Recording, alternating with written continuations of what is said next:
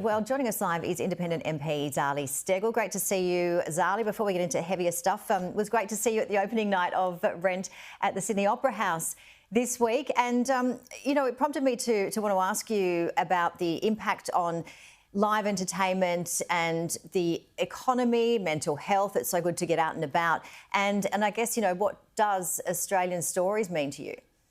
Oh, it was a fantastic performance and production, so energetic and amazing performances from all the lead singers. But yeah, the question around how do we protect Australian stories and make sure that we keep on making Australian stories iconic, protect our culture. I've actually got a push at the moment to hold the Albanese government to its promise at the 2022 election and the 2025 election, that they would implement minimum streaming quotas on the international streamers like Netflix and Stan, that we had to be about 20% of Australian stories and content, so that we have that industry is supported in Australia. The international streamers take billions of dollars of profit from the Australian public as a market, but we want to make sure they're investing and putting back into our Australian-made stories.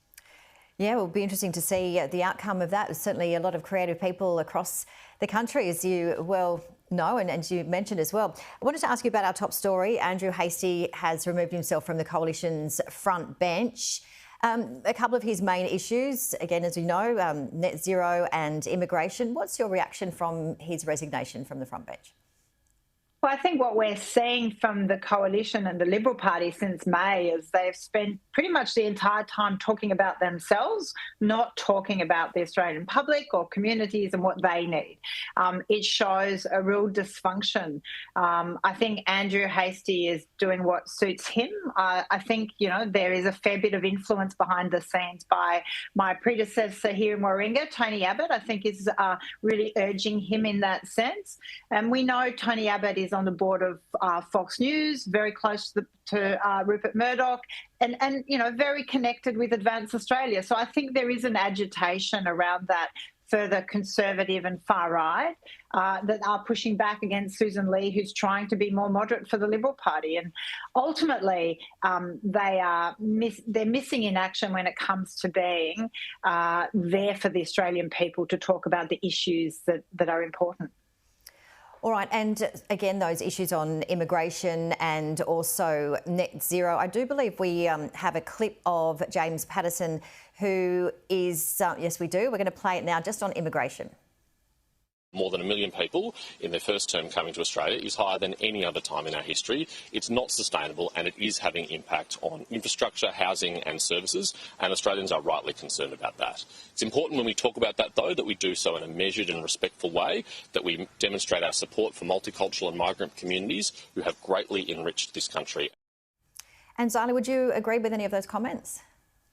Well, I agree that Australia is one of the most successful multicultural country, that we have incredible diversity, and our migrants and our history is rich from that, and we've benefited from that. I disagree, though, in relation to blaming our problems when it comes to infrastructure or housing and other issues on migration or immigration, because the reality is there have been problems a long time in the making through poor planning from both sides of government.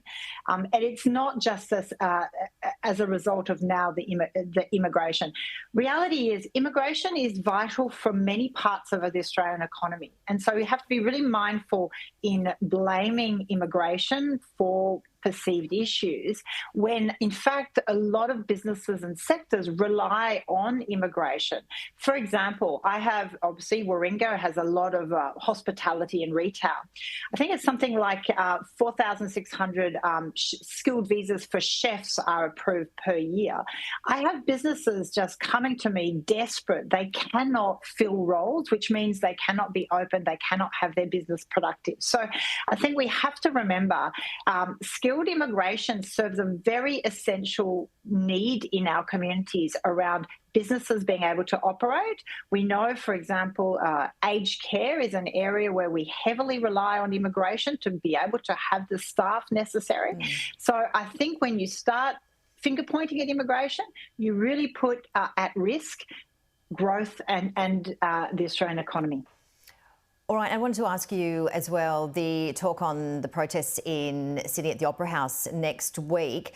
Do you think it should go ahead? We heard the New South Wales Police come out at a statement yesterday, and they're not against anybody protesting, but their main issue for this particular one was the safety. They believe the numbers attending the Opera House might be too large.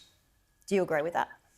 Look, I'm not familiar with all the details of the proposed protest. I am a little bit critical in the sense that I attended the March for Humanity across the Harbour Bridge, and that was an incredibly peaceful, well-organised march that was downplayed by authorities and police. And in fact, the actions of police in turning protesters back around, the marchers back around on themselves, I think was a more dangerous action than anything else that could have happened. That being said, tensions are high, obviously, around this issue. We have the Trump plan around Gaza. We have Hamas today announcing that they are intending to release hostages but want more detail. We have this incredible humanitarian crisis where I'm not hearing from anyone that there's increased food and essential medical supplies going in to help the desperate civilian population. And then we have as well a number of Australians that have been caught in the flotilla that has now been arrested and by the Israeli forces and the blockade around Gaza. So this is incredibly complex. I think we need to be focused on the humanitarian aspect. I'm just so concerned, and I want to see the release of hostages, and on a really urgent basis, we have to see humanitarian aid go into the Palestinian people. All right, Zali, thank you so much. Before we let you go, let's end on a high note.